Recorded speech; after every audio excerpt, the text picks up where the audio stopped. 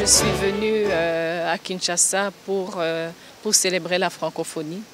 En tant que nouvelle secrétaire générale, je suis venue d'abord parce que la RDC est un grand pays pour la francophonie. Et pour moi, c'est d'abord symbolique. Je voulais célébrer la journée et la semaine de la francophonie ici.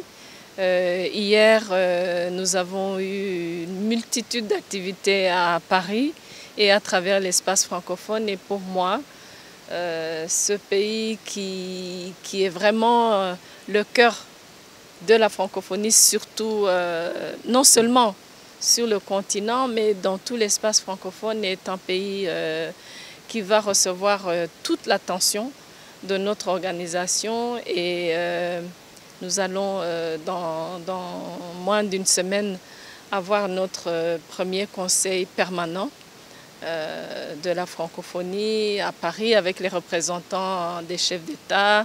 Aujourd'hui, nous célébrons la journée de la francophonie.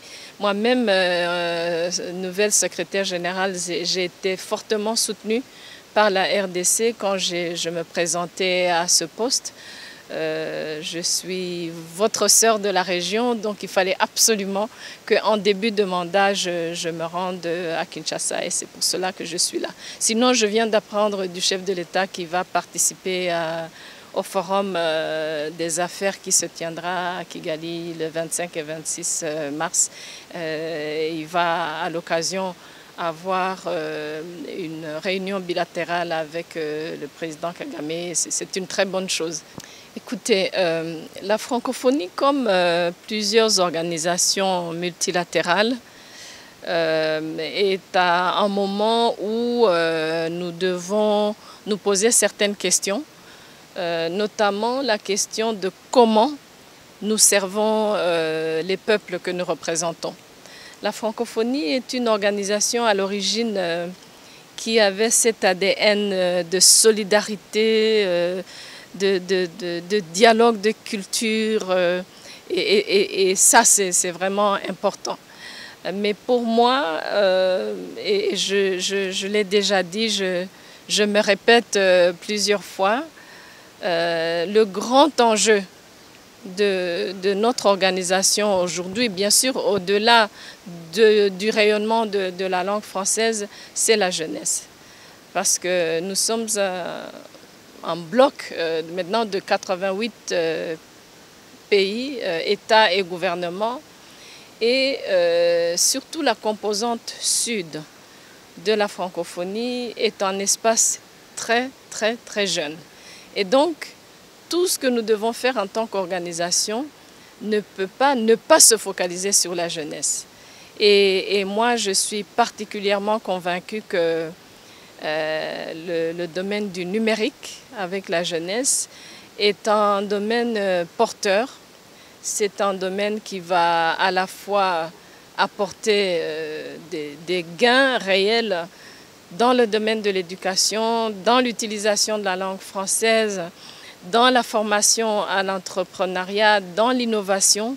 Et donc je vais en tout cas pour ces 4 prochaines années tout faire pour qu'on se rapproche beaucoup plus de la jeunesse et qu'on tire profit de cet outil révolutionnaire en fait. Bien entendu, la RDC étant aussi un pays avec une jeunesse, comment la décrirais-je, une jeunesse innovative, une jeunesse qui vraiment n'attend qu'à être accompagnée.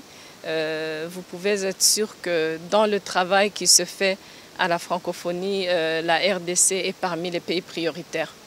Le président de la République, nous en avons parlé tout à l'heure, est convaincu que le pays, la RDC, est à un moment où on a besoin d'apaisement. Où le pays, après la saison électorale et aussi après une histoire assez complexe ces dernières décennies, le pays, la RDC veut tourner la page, veut aller vers des jours meilleurs. Et donc, nous, en tant qu'organisation internationale de la francophonie, mais aussi tous les partenaires de la RDC, nous allons tout faire pour rester proches de ce pays, pour accompagner les processus à l'intérieur du pays. Mais bien sûr, les décisions souveraines du pays sont les décisions du pays. Nous, en tant qu'organisation internationale, nous allons nous assurer de rester impliqués aux côtés de ce pays et de ce peuple magnifique.